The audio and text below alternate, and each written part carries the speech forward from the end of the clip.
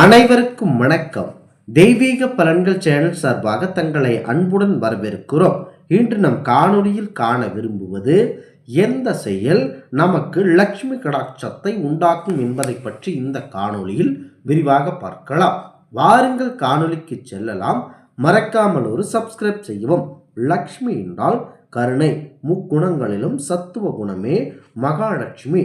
கருணை வடிவமாகும், சத்துவ குணமாகும் கோபால கோபியர்களால் குலப்பட்டு மகாவிஷ்ணுவோடு வைகுண்டத்திற்கு சென்று மகாவிஷ்ணுவுக்கு பத்தினியாகவும் இருந்து உலகை ஒளிமயமாக்கி அருள்பவளே நம் மகாலட்சுமி தேவியானவர்கள்.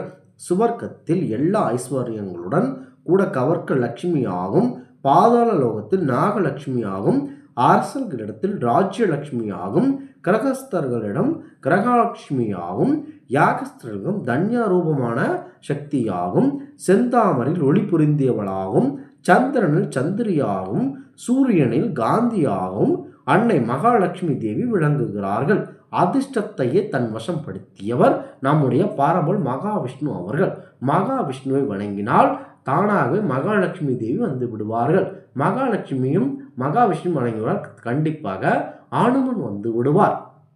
அனைத்து சக்தியும் அனைத்து வளமும் பெற்று வாழ நமது மகாவிஷ்ணுவையும் லக்ஷ்மி தேவியும் வணங்க வேண்டும்.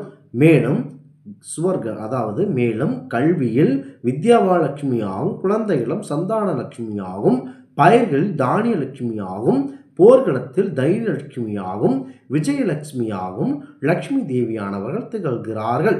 நல்ல ஆடை, ஆபரணம், பழம், தண்ணீர், இல்லம், நல்ல பெண்மணி, தானியம், சுத்தம் செய்யப்பட்ட இடம், தெய்வ சிலை, தேதி மற்றும் பதுமை, அழகுள்ள பொருட்கள், பால், சந்தனம் இவற்றிலெல்லாம் மகாலட்சுமி தேவி வாசம் புரிந்து வருகிறார்கள்.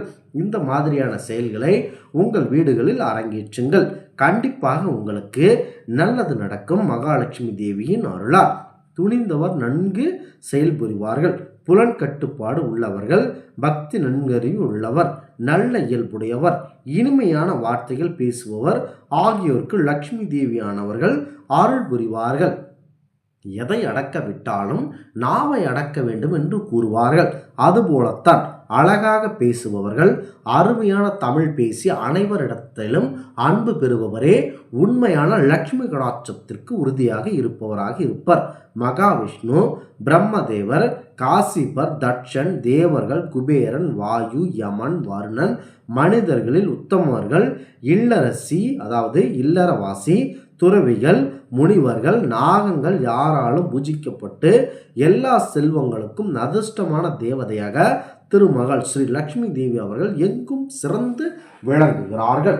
நீங்கள் கண்டிப்பாக லக்ஷ்மி தேவியை உங்களுக்கு வர வேண்டும் என்றால் கிழிந்த ஆடைகளை அணிய வேண்டாம், சுத்தபத்தமாக இருக்க வேண்டும். மகாவிஷ்ணுவையும் லக்ஷ்மி தேவியையும் வணங்க வேண்டும். துளசி இலைகளை கண்டிப்பாக பறிக்க வேண்டாம். நல்ல ஒரு செயலாக செய்ய வேண்டும். எந்த தொழில் செய்தாலும் அதில் முழுக்க நேர்மை தவறாமல் செய்ய வேண்டும். நாத்திகர்கள், பெரியோர்கள் மதிக்காதவர்கள், அடக்கமற்றவர்கள் இவர்களை எல்லாம் மகாலட்சுமி தேவி இருக்க மாட்டார்கள்.